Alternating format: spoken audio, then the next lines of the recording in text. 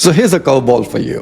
So why do you think a $5 burger that you used to sell, I don't know, 2 billion plus some burgers every single year, that's just mind-boggling, has more convenience, cost clarity, predictability of quality and the food quality and so forth, than a $5,000 medical bill?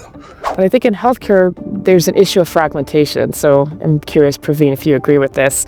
You've got the insurance providers, the healthcare providers, the administrators, and then it finally gets to the consumer, maybe directly or indirectly through an app.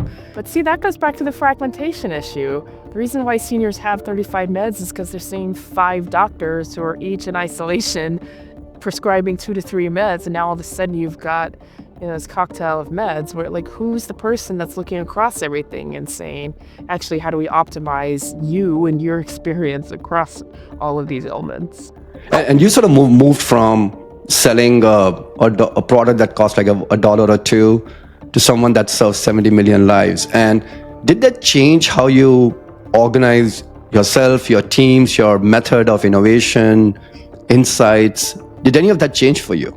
Well, I think one thing that used to be really important to me that is not as important to me is being liked.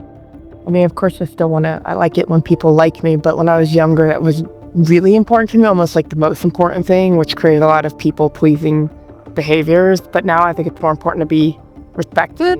It's better to be 80% right and have people following you than it is to be 100% right and have no one behind you. Now, how did you find a way to trust what you trusted? Was it your intuition? Was it the data? Was it somewhere in the middle ground that you picked up?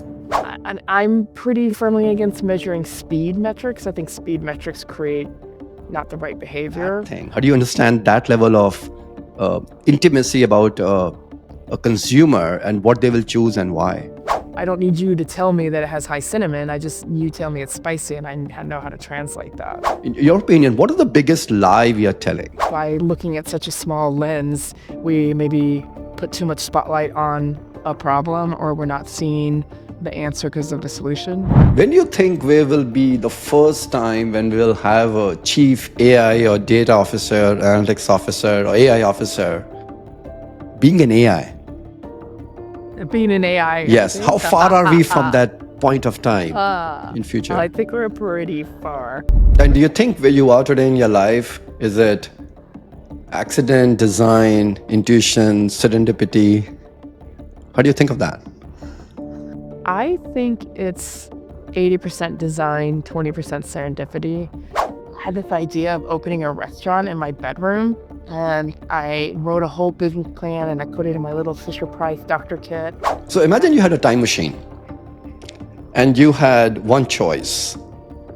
You can go back, you can go forward in the future. Which one would you choose and why? Going back to the importance of living in the present. I think I'll just stay right here. I think there are a few more dots to be seen, I guess. So there's a part of me that does want to go back, but it's not about my life. Someone said, right, your history can teach you a lot, only wish you knew it. So tell me something. Was there a question you wish I would have asked, but I did not? Well, I wish I had more time to ask you questions.